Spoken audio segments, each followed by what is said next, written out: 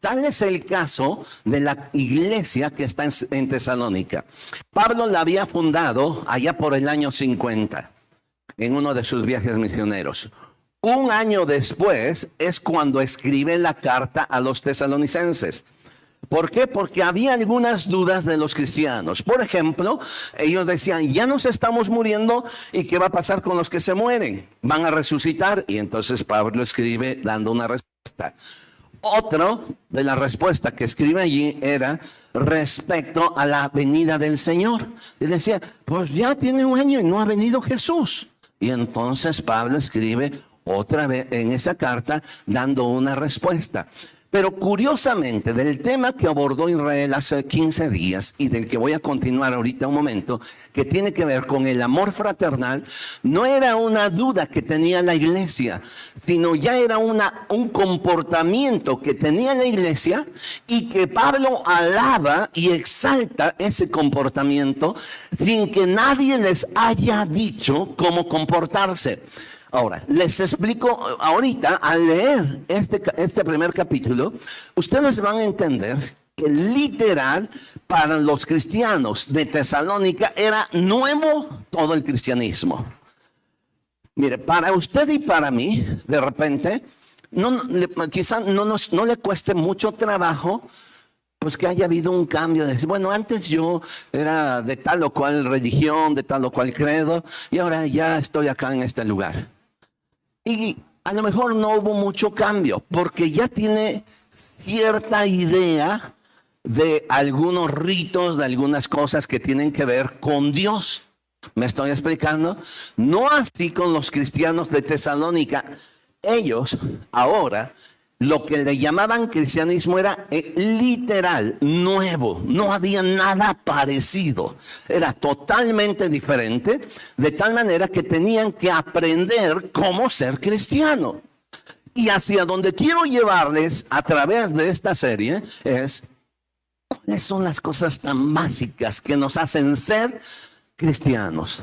¿Qué es a lo que estamos llamados? Lo más sencillo, lo más básico.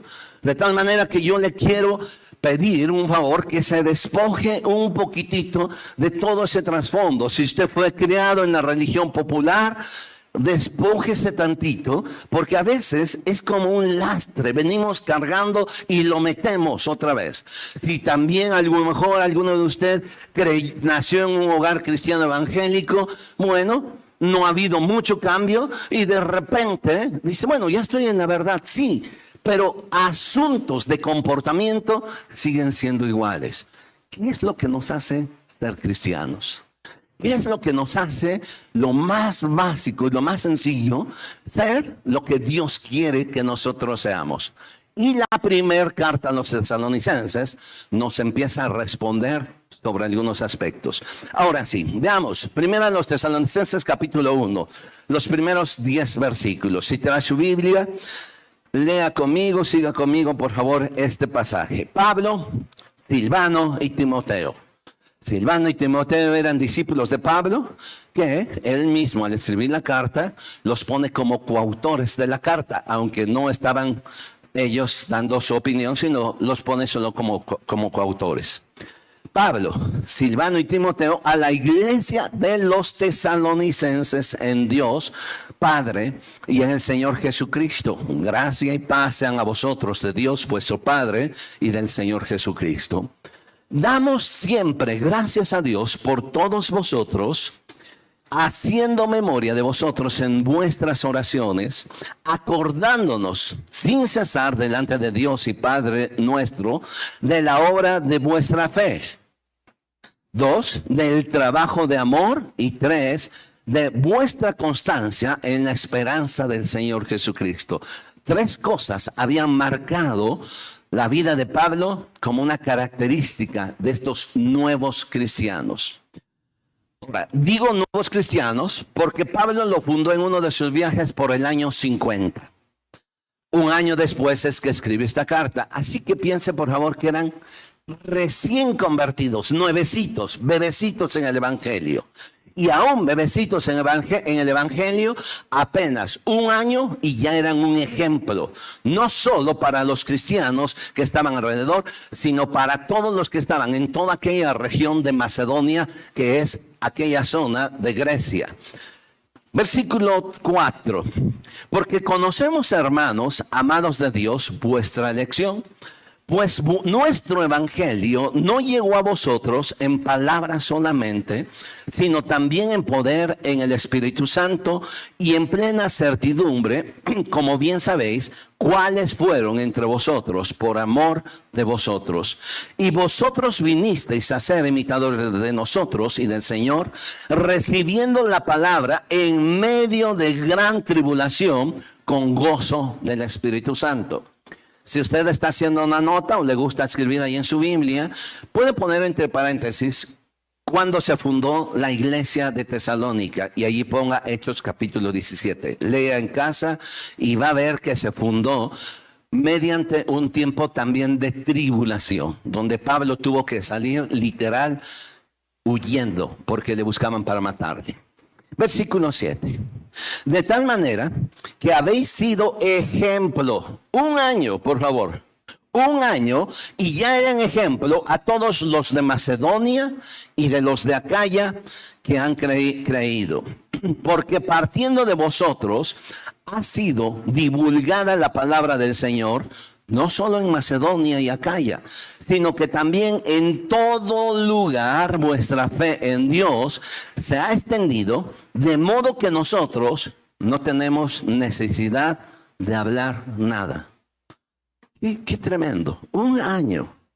Y el testimonio de estos cristianos se había extendido de manera positiva.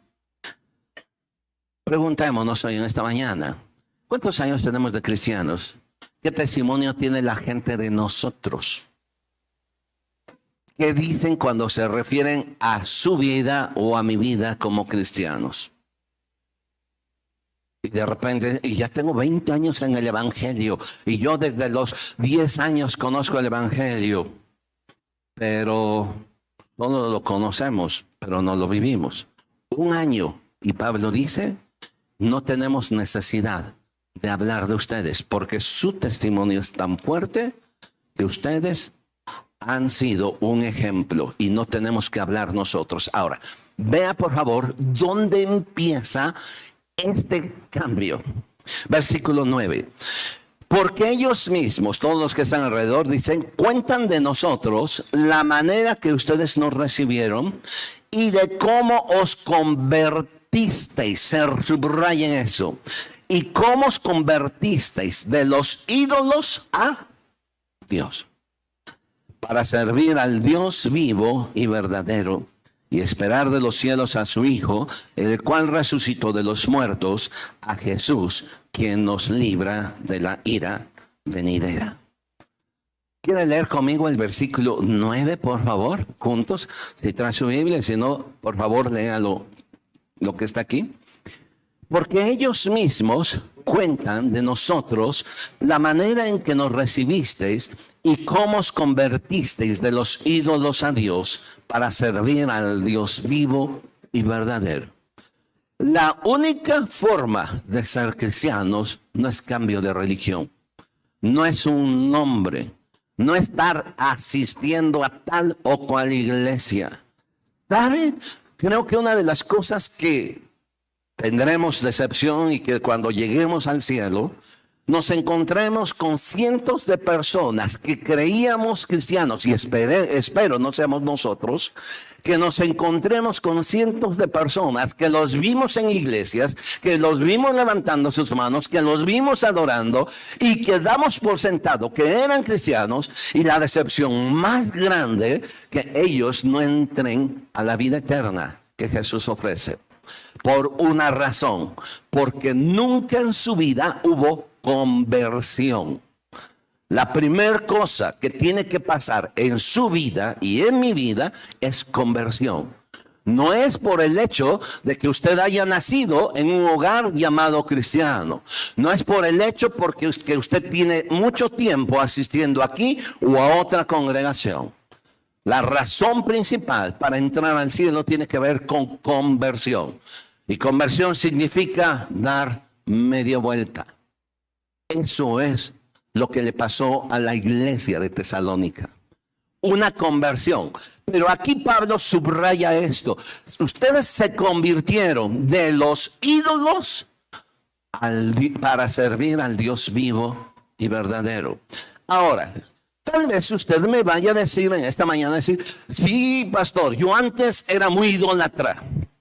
Bueno, quizá, pero déjeme decirle, ¿cuál era la conversión de los ídolos de la iglesia de Tesalónica? Allá por el siglo II antes de Cristo, la región de Macedonia y toda esa región que pertenecía al imperio griego había pasado de manos de ser de los griegos, ahora había pasado a ser del imperio romano. Quien gobernaba en toda esa región, aún en la zona de Israel, era el imperio romano. Por lo tanto, la política que había era la política romana. La cultura que había era una cultura que sí había una mezcla de los griegos, pero la cultura que predominaba era la cultura romana. Y la religión predominante era la religión romana. Y para que ustedes tengan un ejemplo, para que ustedes vean, quiero que me den por favor algunas imágenes mientras relato lo siguiente. ¿Qué era la religión romana? Número uno, la religión romana era politeísta. Es decir, tenían la creencia en varios dioses. Esa creencia de varios dioses implicaba que ellos tenían un lugar específico donde se adoraban a diferentes deidades. Gracias. A diferentes deidades. Y quiero que vean, por favor, estas imágenes mientras estoy relatándoles. En algunas regiones había unos templos dedicados a esas deidades. Esos templos en donde existían esas deidades eran algunos templos, espérenme tantito, eran algunos templos dedicados especialmente a un dios o a varios dioses. Esos templos también se le conocían como panteones o a toda la agrupación o el grupo de dioses que tenían los romanos y anteriormente los griegos, les llamaban panteón. Literalmente significa lugar de dioses. Para nosotros panteón es lugar de muertos. No, el panteón es el lugar de dioses, tanto para los griegos y para los romanos. Ustedes pueden ver en este momento, en esta imagen, una gran cantidad de dioses romanos. La mayoría de esos dioses romanos tenían su equivalencia, o al revés, los dioses griegos eran o tenían su equivalencia en los dioses romanos. Por ejemplo, les voy a leer lo siguiente. Júpiter era el dios romano y Júpiter era el dios de dioses. La equivalencia de los griegos era Zeus.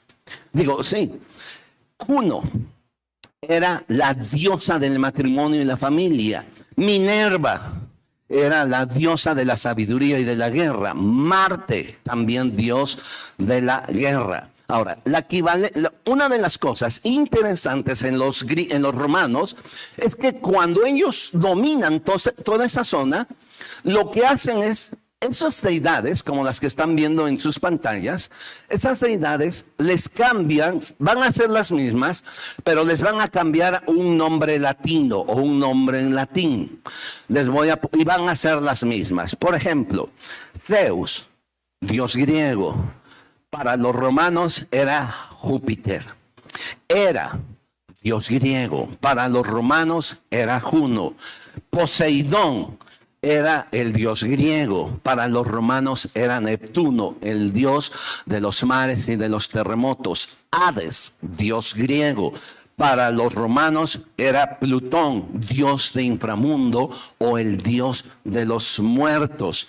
Atenea, el dios de los griegos. El dios de los romanos se llamaba Minerva, dios de la sabiduría, de la guerra y de las artes.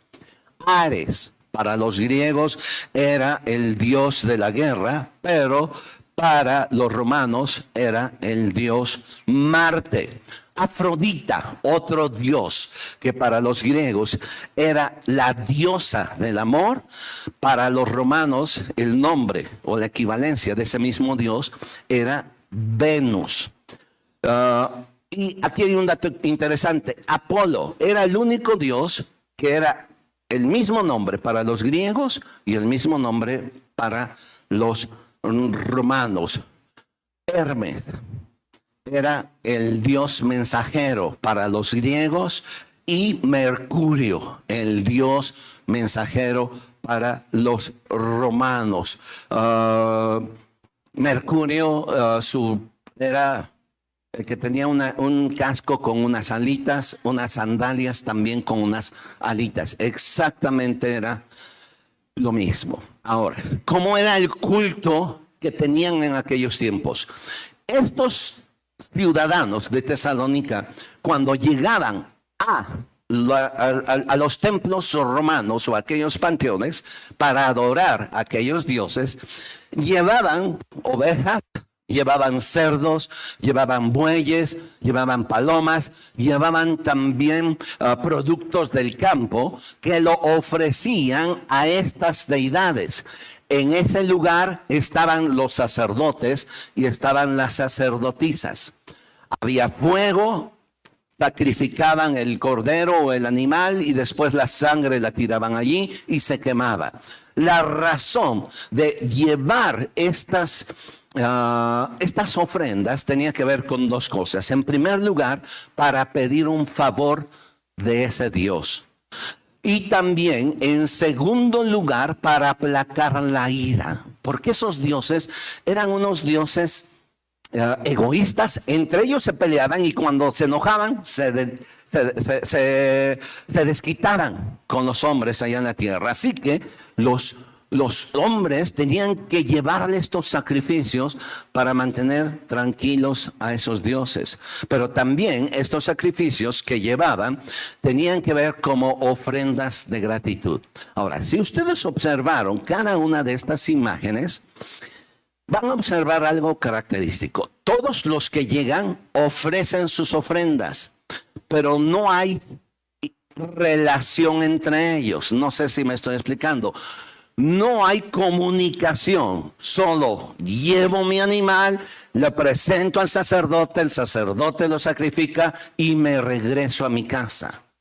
No había un ritual extra de cantos, de alabanzas, de sentarme, de escuchar algo de ética. No, solo era aplacar la ira de esa deidad. De tal manera que entonces, si regresa al capítulo 1 de Tesalonicenses, quiero que vea, por favor, en qué consistió la conversión de estos ciudadanos de Tesalónica. 1:9. Porque ellos mismos cuentan de nosotros la manera en que ustedes nos recibieron y cómo se convirtieron de los ídolos ¿a quién? Al Dios vivo verdadero. Ahora, ¿entienden la gran diferencia? Mire, para usted y para mí, a lo mejor no tenemos una gran diferencia. Posiblemente alguno de usted pues creció en un hogar piadoso de la religión popular, de la religión romana, donde le enseñaron a rezar, le enseñaron a tener temor de Dios, temor de ciertas advocaciones de vírgenes, etcétera. Y ahora, leyendo el Evangelio, se dice, bueno, no es necesario esto, pero bueno, ahora he cambiado. Y usted dice, soy idólatra. Pero quiero que vea, por favor, esto. No tiene nada que ver con la idolatría que nosotros teníamos antes. Y ahora, ser cristiano, pues era así, cambiar. Decir, ok, ya no voy a hacer mis sacrificios. Ya no hay templo, ¿sale? porque en los templos ahí estaban los sacerdotes y las sacerdotisas y todos los sacrificios. Ahora los cristianos se empezaban a reunir en casas. Y van a ver las siguientes imágenes. En estas imágenes son algunas pinturas que hablan precisamente de la zona de Tesalónica, donde el apóstol Pablo predica en Tesalónica, en una casa. Observen, por favor, no hay fuego, no hay animales. Simplemente hay una persona que está tratando de enseñar a las demás personas. Uno que se convierte, los que están alrededor lo aceptan, oran por él, pero no hay ritos extras para poder agradar a Dios. Una vez que ese se convierte, se le conoce como catecúmeno. Pasa un tiempo para poder ser bautizado. Cuando llega el bautizo, entonces lo celebraban y con el tiempo se va haciendo más ritual el bautizo, pero no vamos hacia allá. Lo que me interesa, por favor, que usted vea, es que literal es diferente el cristianismo que vivimos hoy al que vivieron los cristianos del primer siglo. Diferente en que literal tuvo que haber una conversión literal de los ídolos. Y aquí quiero hacer hincapié en lo siguiente. No podemos denominarnos cristianos si no hay conversión. ¿Me va siguiendo? No es de que le guste estar aquí. Le agradecemos que usted nos dé el privilegio de que usted venga, de que asista, de que esté con nosotros. Pero no queremos que usted llegue a sentirse bien. Queremos que en usted haya una conversión. La palabra conversión la podemos representar de esta forma. Yo voy caminando hacia esta dirección. Convertirme significa parar, dar media vuelta y regresar en sentido contrario. Conversión no significa caminar aquí y de repente caminar para acá o caminar para un lado, para otro. Conversión literalmente es hacer un alto, darse media vuelta y caminar en el sentido opuesto. Eso es conversión. Si usted se llama cristiano, si yo me llamo cristiano, tengo que pasar precisamente por esto, por una conversión. Estos cristianos se habían convertido de los ídolos y ahora estaban sirviendo al Dios vivo y verdadero. Esa conversión tuvo que ser dar un cambio para poder servir al Dios vivo y verdadero. Ninguno de nosotros podemos servir a Dios y a las tinieblas, dice la Escritura. No podemos caminar como solíamos cuando éramos niños en la banqueta. Ir caminando un pie arriba, otro abajo. Y así. Y hay quienes van caminando por la vida. Un pie en el mundo y un pie en el Evangelio. Un pie en el mundo y un pie en el Evangelio. Y esa es su vida. Y tarde o temprano eso te cansa. No solo es mal testimonio, te cansa a ti. Porque no puedes vivir de esa forma. O decides bajarte. Y literal, como dice la Escritura en Apocalipsis, el que sea sucio, ¿sabe cómo dice? Ensúciese más. Y dice, y el que sea limpio, límpiese más. Pero no podemos estar un pie aquí y otro pie allá. Y ese es el problema hoy de muchos de los que nos llamamos cristianos. Tenemos una ambigüedad, tenemos una doble vida. Y sabe, eso nos cansa. Por una razón, porque no ha habido conversión. Y lo que Dios quiere de su vida y de mi vida es una conversión total. Y los cristianos de Tesalónica entendieron eso sin que no hubiera algo escrito. A un año había habido una conversión literal que habían sido ejemplo a todos los demás. Y Pablo mismo dijo, y saben una cosa, nosotros ni siquiera tenemos necesidad de andar recomendándolos porque ustedes mismos se han recomendado a sí mismos. La Biblia dice que usted y yo somos cartas abiertas, conocidas y leídas por todos los hombres. No se trata de que alguien vaya de chismoso con fulano, sutano, mengano. Su vida es leída. Mi vida es leída. La gente me ve. Mi comportamiento. La gente sabe cómo estoy. La gente lo percibe. Y lo que yo quisiera preguntar, ¿qué es lo que la gente lee en mí como esa carta que yo soy? Ahora, mire, al punto al que yo quiero llegar en estos 10 minutos que me quedan, de favor, es que una de las cosas que tenían que cambiar literal era lo que compartió Israel hace 15 días, el amor fraternal. Ahora, ellos lo cambiaron no porque los obligaron, no porque lo leyeron, sino simple y sencillamente ellos entendieron que ahora ya no tengo que ofrecer sacrificio, ya no tengo que tener un becerro, ya estoy aquí, estamos todos juntos como en esta imagen. ¿Qué hacemos? ¿Cómo nos comportamos? ¿Cómo vivimos entre nosotros? Si nos decimos cristianos, ¿cómo debemos comportarnos? En primer lugar, hacia nosotros y después hacia afuera. Ese comportamiento entre nosotros se llama amor fraternal. Primera Tesalonicenses, de favor, capítulo 4. Por lo menos hay 2 ocasiones que en esta carta el apóstol Pablo habla de ese amor. En el capítulo 4, en el versículo 9. Pero acerca del amor fraternal, dice Pablo, no tenéis necesidad de que yo les escriba. Porque vosotros mismos habéis aprendido de Dios que os améis unos a otros. Amor fraternal. Mire, algunos idiomas, por ejemplo, tanto griego como latín, surgen palabras nuevas combinando 2 palabras.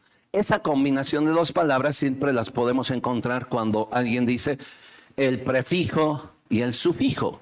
El prefijo es una palabra latina o griega y el sufijo es la siguiente palabra que se junta. Juntando ambas palabras surgen una palabra diferente. En este caso, la palabra amor fraternal es una palabra compuesta. La palabra que usa aquí Pablo para hablar sobre amor es phileo. Es una palabra griega y nosotros la conocemos hoy como amor filial.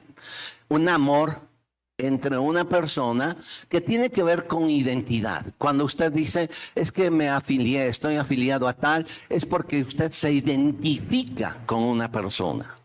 Originalmente, fileo era amor, pero era un amor que se tenía entre amistad.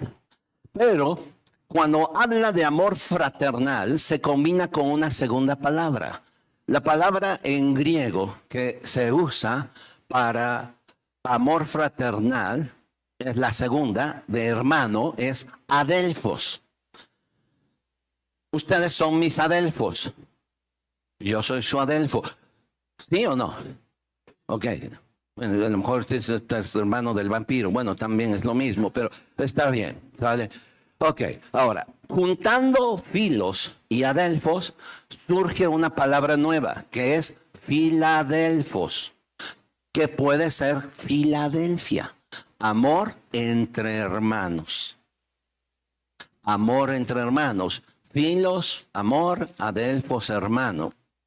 De tal manera que una de las cosas que en la iglesia, sin que se les escriba, ellos empiezan a implementar este amor entre ellos mismos. Les quise poner las imágenes del culto romano en donde ustedes ven que todo el mundo llega y está solo metido en su sacrificio. Entre ellos no hay fraternidad, ¿sí? No hay filadelfo. Porque su objetivo es llegar y mi sacrificio, nada más. Termina mi sacrificio y me voy. Sin embargo, ahora en la nueva congregación que no tiene templo, que se reúnen en una casa, en donde se sientan como usted y yo estamos sentados aquí en esta mañana y están escuchando un mensaje. Una vez que se termine, entre ellos dicen, bueno, ¿y ahora qué hacemos? No, pues que les vaya bien, váyanse a su casa. No, ellos pasaban tiempo conviviendo y era la diferencia entre los cristianos. Ese nuevo ingrediente que va a ser una virtud, el amor fraternal, va a ser una virtud que va a ser el sello característico de los primeros cristianos del primero y segundo siglo. En el segundo siglo hubo un hombre llamado Tertuliano. Él fue obispo de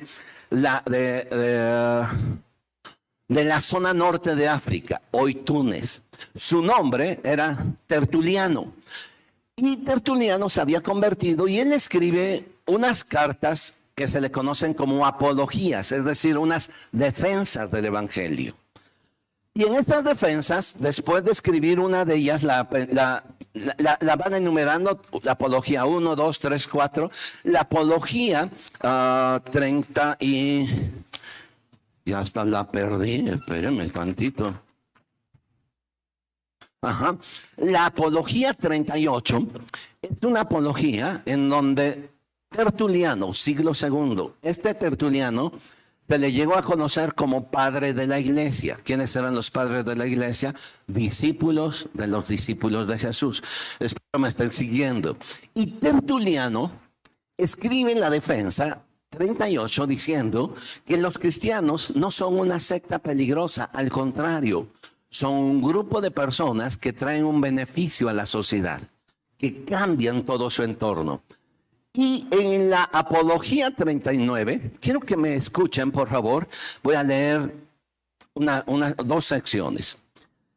Lo que son los cristianos, dice Tertuliano, dice, comenzaré ahora a exponer yo mismo las ocupaciones de la facción cristiana, por donde habiendo refutado el mal, ahora demostraré el bien.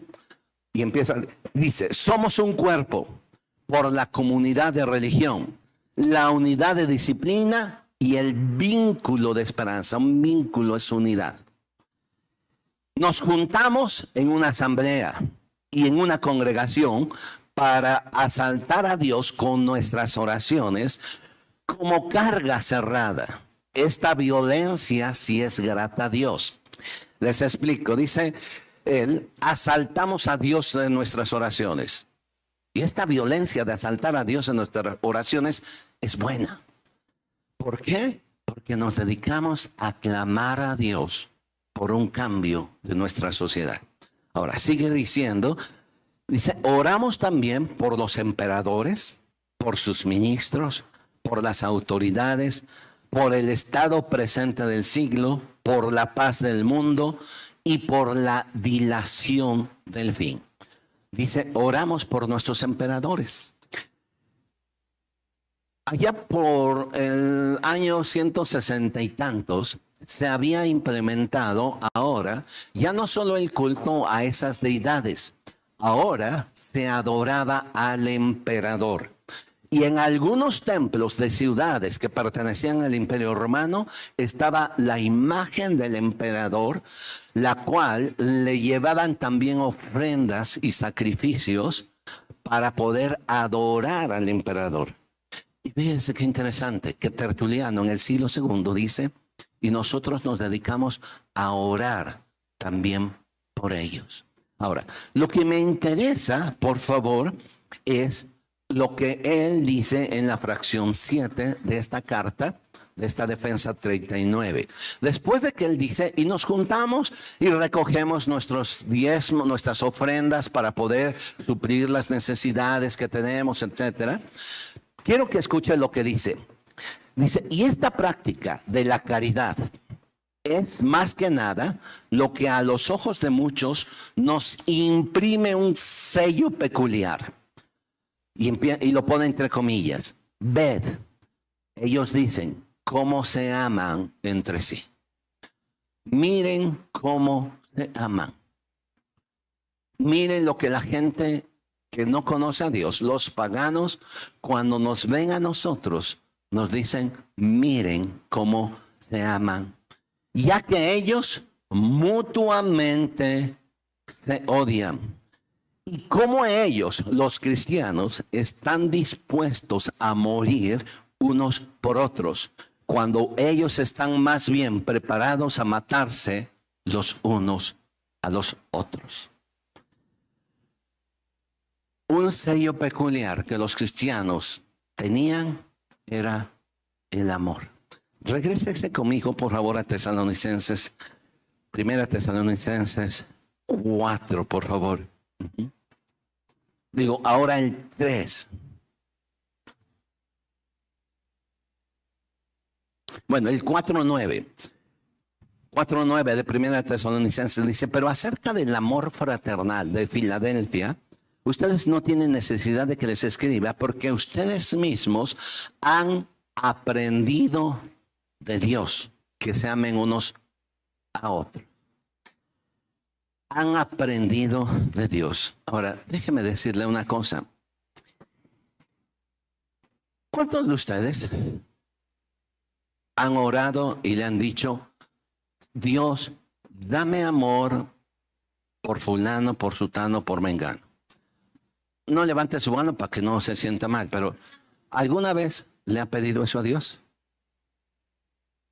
¿Alguna vez le ha dicho, Dios, por favor, dame paciencia? Le tengo una noticia, que Dios nunca le va a dar amor y nunca le va a dar paciencia. ¿Sabe lo que va a hacer Dios? Nos va a poner en circunstancias donde usted y yo podamos poder amar a esas personas que pudieran ser difíciles. Dios nos va a poner en circunstancias para poder tener paciencia con esas personas que de repente se hacen intolerantes. La próxima vez que usted le diga a Dios, dame amor, dame paciencia, ¿sabe lo que va a hacer Dios? Lo va a poner en un lugar donde pueda desarrollar amor y pueda desarrollar paciencia.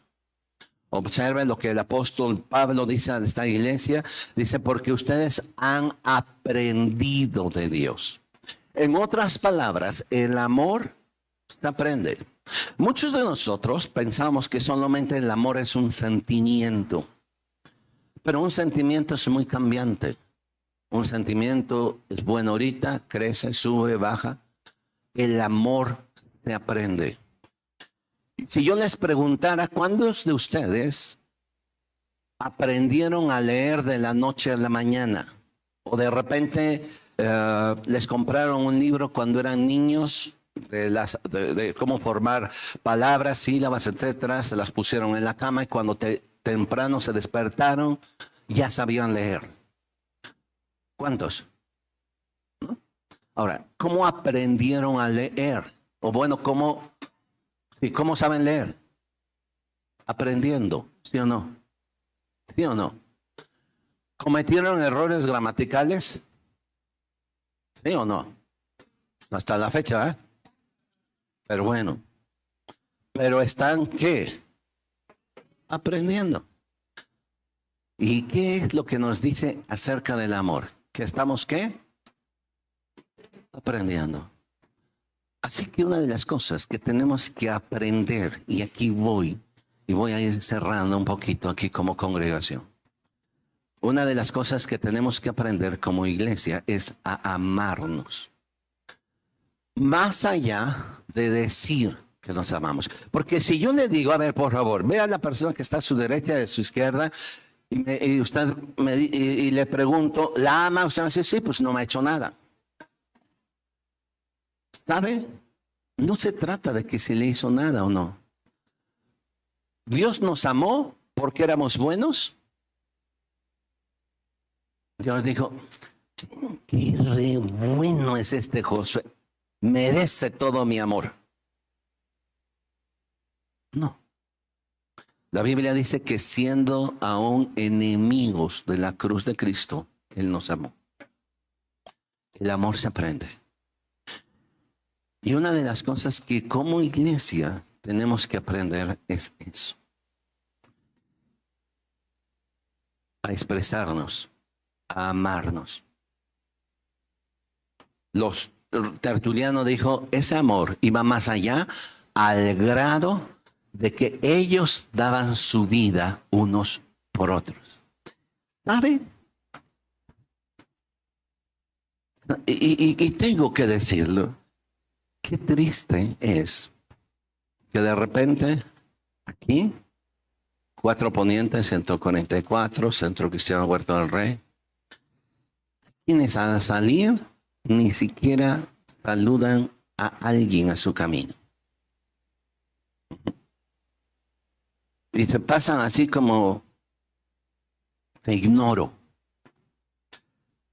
Miren, más allá de educación, tiene que ver con una virtud que debemos buscar los cristianos. Una virtud en la que tenemos que vernos unos a otros. En alguna ocasión escuché a alguien que dijo, mira, si en el infierno te vas a ver con el otro, pues mejor de una vez. Pero no se trata de eso. Se trata de que empecemos a romper nuestras barreras aquí. No es necesario que de repente salude el que está a su derecha, a su izquierda, y le pele los dientes. Tiene que haber algo que sea nuestra virtud como cristianos. Tenemos que romper esa barrera. Es que me cae gordo. ¿Qué tienes que hacer? ¿Pídele amor por él a Dios? No. Señor, yo lo voy a ver hasta que me caiga bien. Porque Dios me da oportunidad. Porque no solo me da la oportunidad de aprender, sino hay una segunda cosa que Dios quiere que haga. 3:12 de 1 Tesalonicenses. Y el Señor os haga crecer y abundar en amor unos para con otros. Crecer y abundar en amor unos para con otros. Crecer y abundar en amor unos para con otros. Ahora yo quiero ya terminar con esto. 2 versículos. Primero, hay una deuda que sí se me permite tener y que no la voy a pagar. Vea Romanos capítulo 13, versículo 8. Y dice que cada uno de nosotros, los que nos llamamos cristianos, primero dice, no debáis a nadie nada. Sino que amarse unos a otros. Si la única cosa que se me permite deber es amor, yo les debo amor a ustedes y nunca lo voy a pagar. Seguiré cubriendo esa cuota de deuda que tengo para ustedes.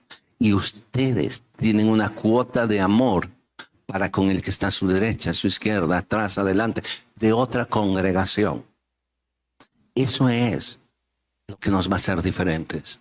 Pero tal vez alguno de ustedes puede decir, pero es que son repayasos.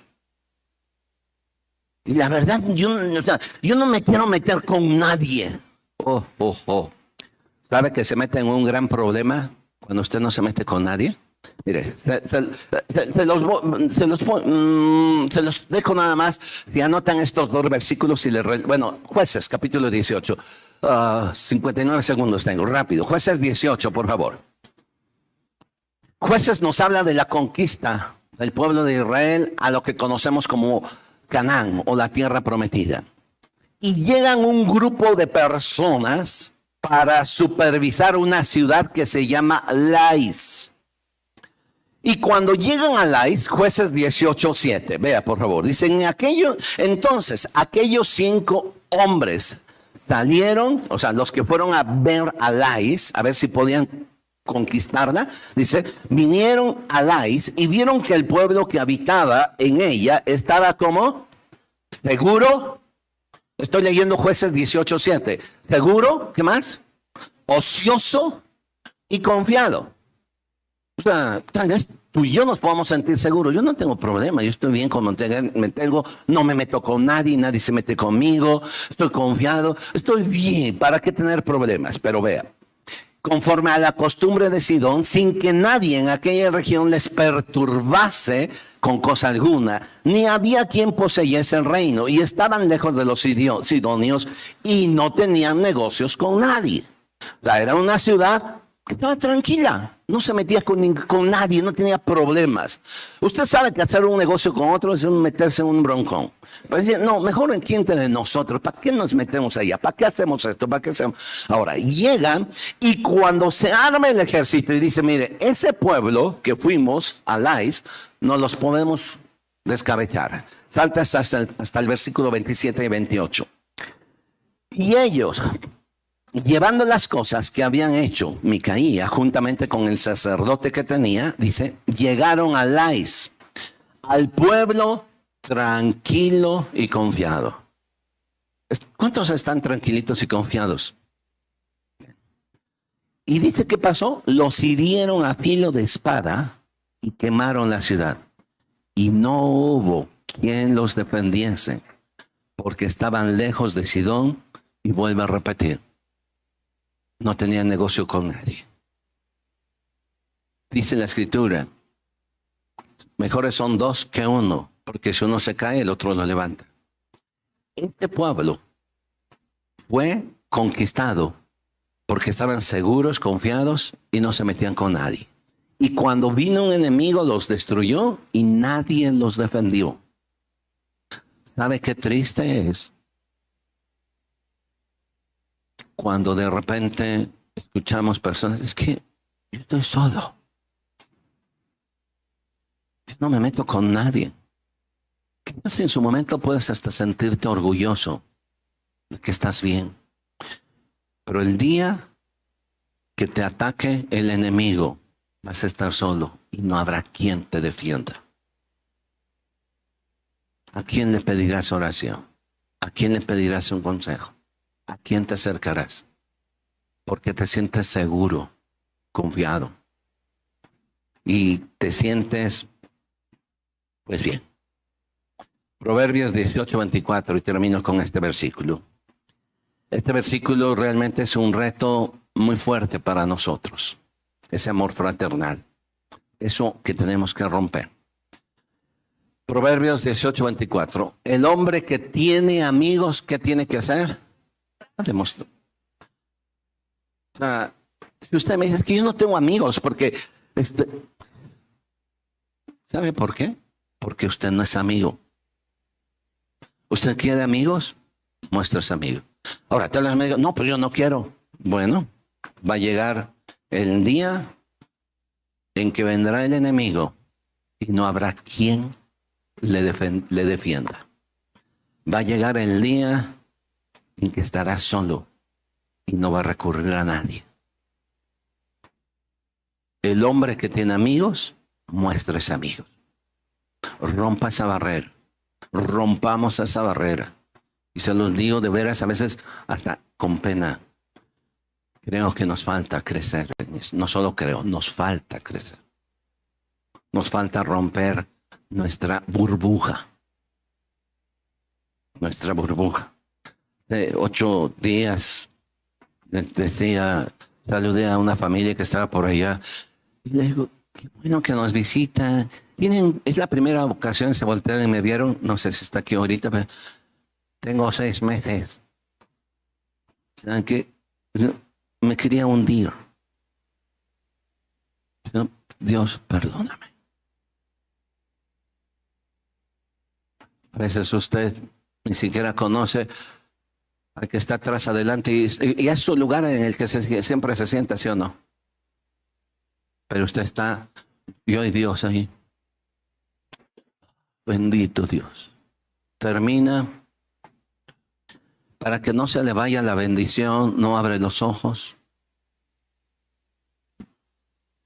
Va viendo hacia abajo porque si levanta sus ojos va a ver una bola de hipócritas, mentirosos.